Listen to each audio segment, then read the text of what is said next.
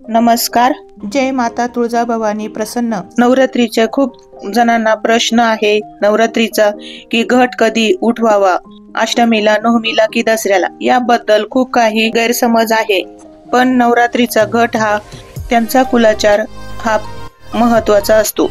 ज्यांच्याकडे अष्टमीला कुलाचार म्हणजे अष्टमीला घट हलवत असेल तर त्यांनी त्यांच्या कुलाप्रमाणेच घटाची पूजा नैवेद्य करायचा आहे. त्यांच्याकडे अष्टमीचा कुलाचार म्हणजेच नैवेद्य आरती असल्यास तो दिनांक 30 रोजी मंगळवारी संध्याकाळी 6 वाजेपर्यंत करावा व नंतर त्यांनी सकाळची आरती झाल्यानंतर देवीला शंख घंटाचा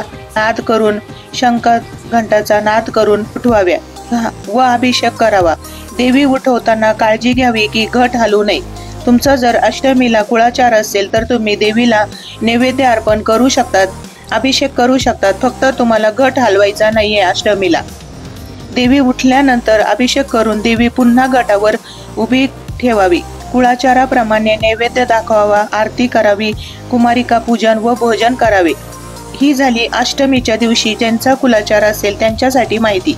दुसरी माहिती म्हणजे ज्यांचा कुलाचार हा नवमीच्या दिवशी असतो त्यांनी दुसऱ्या दिवशी म्हणजेच नवमीला सकाळी आरती झाल्यानंतर पुन्हा अभिषेक करून देवी देव्हारात स्थापन करावी व घट उत्तरेकडे हलवावा म्हणजे जागेवरून थोडासा उत्तरेकडे सरकवावा व दसऱ्याला घट विसर्जन करणे. म्हणजे दोन्ही कुलाचारामध्ये आपण फक्त देवीचीच पूजा करतो, घट तसाच राहतो. तुम्ही अष्टमीला असेल तर तुमचा अष्टमीला कुलाचार करा व नवमीला असेल तुमच्या घरामध्ये पहिल्या पूर्वीपासून चालत आलेली त्या पद्धतीने तुम्ही नवमीला करा. अष्टमीचा हा तुम्हाला संध्याकाळी नैवेद्य आरती करायची आहे, अभिषेक करायचा आहे आणि दुसऱ्या दिवशी म्हणजे नवमीला सकाळी आरती झाल्यावर पुन्हा अभिषेक करायचा आहे देवीला व देव्हाऱ्यात स्थापन करावी व त्या दिवशी घट उत्तरेकडे हलवावे म्हणजे जागेवरून थोडासा उत्तरेकडे सरकावा. या पद्धतीने तुम्ही अष्टमीला व नवमीला घटाची कुलाचाराप्रमाणे पूजा करू शकतात. घटाचं विसर्जन मात्र दसऱ्यालाच घट विसर्जन करावे. ज्यांच्याकडे नवमीचा कुलाचार असेल त्यांनी सर्व विधी हा नवमीला बुधवारी 1 ऑक्टोबरला सकाळी 7 पर्यंत करावा व सकाळी आरती व झाल्यानंतर देवीला शंख घंटा नाद करून उठवावी व अभिषेक करावा. देवी उठताना काळजी घ्यावी की घट हलू नये. देवी उठल्यानंतर अभिषेक करून देवी देवघरात ठेवावी. कुळाचाराप्रमाणे नैवेद्य दाखवावा, आरती करावी, कुमारिका पूजन व भोजन करावे. तुम्ही अष्टमीला कुमारिका पूजन करत असले तर अष्टमीला नवमीला करत असेल तुमच्या कुळाप्रमाणे तर तुम्ही नवमीला कुमारिका पूजन करा व भोजन करावे. नंतर तुम्ही तुमचे उपवास सोडू शकतात.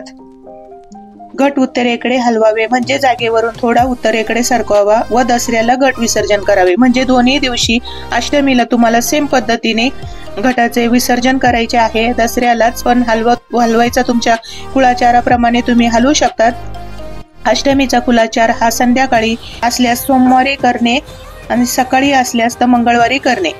तुमच्या अष्टमीचा हा कुलाचार सकाळी आहे की संध्याकाळी आहे तो तुमच्या पद्धतीने तुम्ही करा. नवरात्रीचा कुलाचार हा संध्याकाळी असल्यास मंगळवारी करणे, सकाळी असल्यास तो बुधवारी सकाळी करणे. ही झाली नवरात्रीमध्ये घट कधी व उठवावा व कसा उठवावा याबद्दलची माहिती तुमच्या कुलाचाराप्रमाणे. ही माहिती आवडली असेल, व्हिडिओ आवडला असेल तर चॅनलला लाईक, शेअर, सबस्क्राईब करा व कमेंटमध्ये जय आई तुळजाभवानी मातेचा उदो उदो, जय जगदंबा, जय माता तुळजाभवानी कुलदैवत प्रसन्न. तुमची जी बी कुलदैवता असेल तुम्ही त्या कुलदैवताच्या नावाने कमेंट करा. श्री स्वामी समर्थ. श्री अवधूत चिंतन. श्री गुरुदेव दत्त. श्री स्वामी समर्थ.